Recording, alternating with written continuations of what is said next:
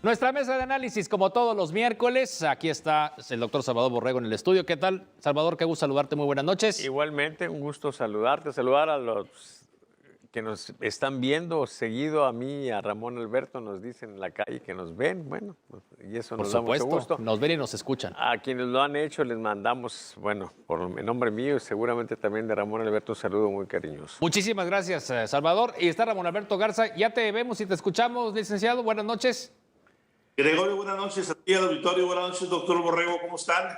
Pues muy bien, ya repuestos después del periodo de Semana Santa, ya en estas felices Pascuas. A ver, pues, ¿qué les parece si entramos en materia? Yo creo que hay temas importantes que abordar esta noche. Si están de acuerdo, podemos iniciar con los temas nacionales. Está el tema de la reforma eléctrica y esta que se podría considerar una derrota política por el presidente López Obrador, y ya veníamos de la revocación de mandato de una semana anterior, y posteriormente, pues si están de acuerdo también, el tema de la ley minera, ¿no? Que fue algo que surgió de manera inmediata. Comenzamos, Ramón Alberto, adelante.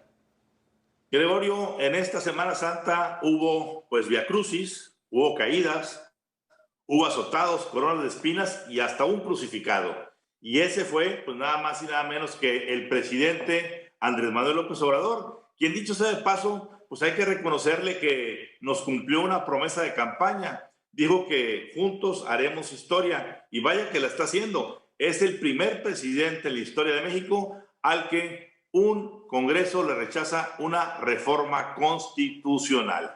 Y aquí pues hay que preguntarse, primero hay que elogiar básicamente la calidad de lo que hizo la oposición, que hizo un bloque muy sólido, muy cerrado, inclusive sumando a Movimiento Ciudadano, al Grupo Naranja, y básicamente cerrando filas los panistas, los priistas, evitando que se fueran, porque había muchas tentaciones de Gregorio para que se fueran a votar junto con Morena. Morena, hay que reconocer, se quedaron a 50 votos de lograr marcar como constitucional esta reforma.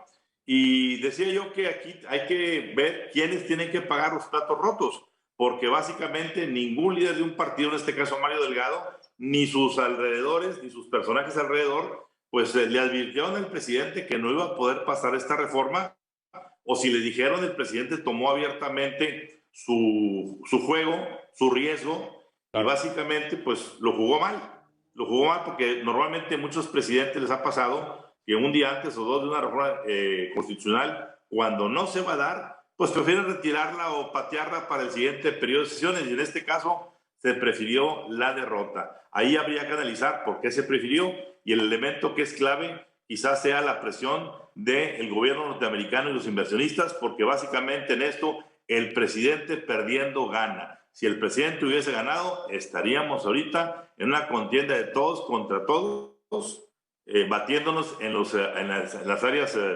básicamente de los tribunales.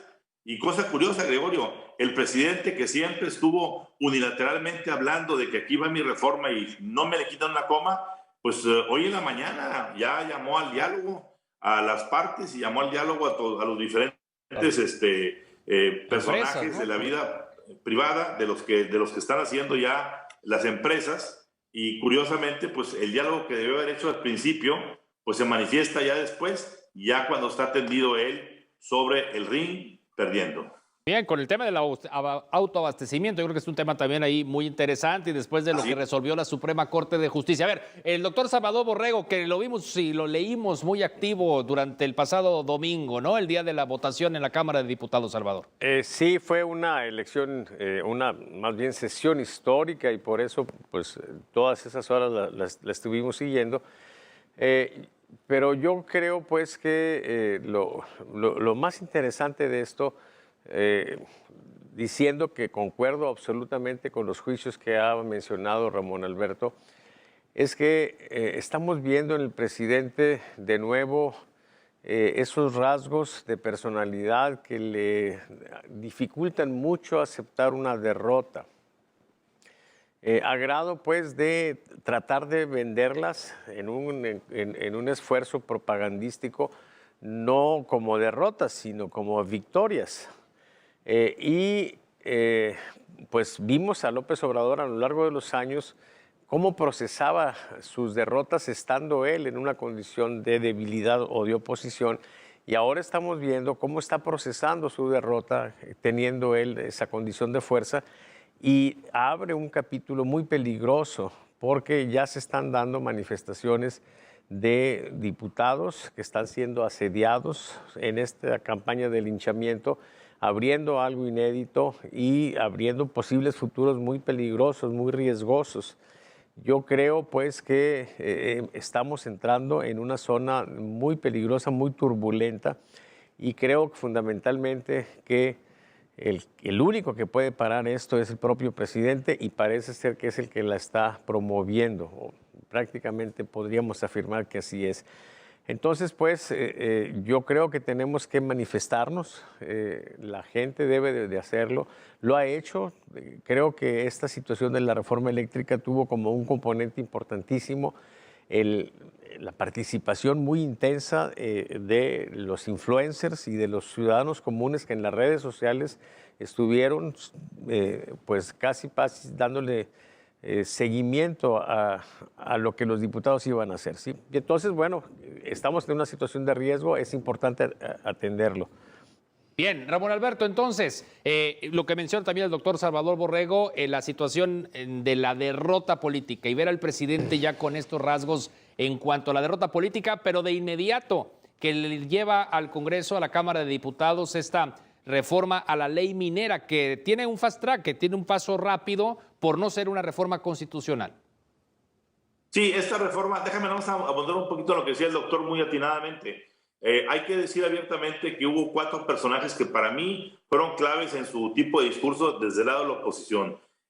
Indiscutiblemente por el lado del PRI, Ildefonso Guajardo, a quien el presidente incluso ya tachó de traidor a la patria o de vendepatrias, cosa que, como dice el doctor Borrego, me parece una cosa muy peligrosa porque tendría que probarlo a nuestro legislador de Leonés. Beatriz Paredes también hizo una gran presentación, una gran discursiva, y de parte del PAN, el líder Jorge Romero fue muy impecable en sus planteamientos, al igual que Santiago Krill. Dicho eso, pasamos a lo que tú comentabas, Gregorio. En esta ley minera, pues básicamente lo que se buscaba era darle un dulcecito al presidente para que no saliera del todo derrotado, que saliera un poquito renqueando, y le dieron su litio, su pastillita de litio.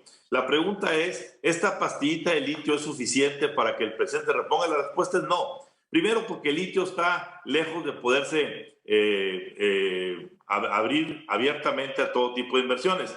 Hay una concesión privada que está en veremos y que está todavía vigente, que seguirá vigente y seguramente se defenderá, y que es la más importante. Y la otra, lo que es más de fondo, Gregorio, tiene que ver con esto. México lo propone como el gran yacimiento de litio. Sí, es uno de los 10 principales del mundo, pero Argentina, Brasil, Argentina, Chile y Ecuador juntos tienen 10 veces más litio que México. Entonces, la pregunta aquí es, ¿a dónde va a querer correr la inversión privada, nacional o extranjera, a la hora que quieran invertir para hacer baterías de litio? Seguramente no va a ser a México, porque aquí las cosas van a estar cerradas. ¿Quién va a querer confiar en una CFE o en un gobierno que de una u otra manera va a querer hacer las cosas a su manera y ya firmadas no se respetan? Así de que esta cuestión de la ley minera fue únicamente, digámoslo así, un ungüento sobre la ceja abierta de un boxeador como el presidente López Obrador, que lo noquearon en el segundo round, en el último round, pero lo noquearon. Habrá que estar viendo las mediciones, ¿no, Salvador? Sí, un boxeador tumefacto. Porque sí, bueno, la golpiza estuvo muy fuerte. Habría que ver qué, perdón. Sí, las mediciones, o sea, ya después de la revocación de mandato. Yo quisiera destacar, sobre todo en la discusión del domingo, que a final de cuentas lo que había era 2 visiones. Sí, es muy interesante porque Max Weber plantea en 2 éticas. No hay traidores aquí, simplemente son 2 perspectivas. La ética de los principios o la ética de las convicciones, ¿sí? Es cuando la gente dice, y esto es lo que yo creo que es lo correcto y lo justo, y ahí podemos encuadrar perfectamente a Morena. Y la otra es la ética de la responsabilidad, que es lo que planteaba Ildefonso Guajardo, cuando dice, ok, podemos cambiar la ley, nada más que las consecuencias son estas y serían funestas para el país. Entonces son dos situaciones. ¿Cuál es la más razonable desde mi punto de vista? Por supuesto que la de Ildefonso Guajardo, porque de nada serviría que nosotros nos envolviéramos en la bandera, tomáramos una decisión, pero luego tuviésemos que pagar consecuencias terribles, como lo que está sucediéndole a Zelensky ahorita allá en Ucrania. Eso es, yo creo, lo que nos explica la situación. Son puntos de vista diferentes, válidos, pero el más razonable, me parece, es el de la oposición que votó en contra y particularmente la postura de Ildefonso. Corte comercial y enseguida regresamos en un momento. Tenemos las láminas aquí del doctor Salvador Borrego y desde luego los temas nacionales, el tema de la DEA y el cierre de esta cooperación que se está dando entre México y Estados Unidos con el tema del narcotráfico y el tema de los desaparecidas que tenemos en Nuevo León. Continuamos.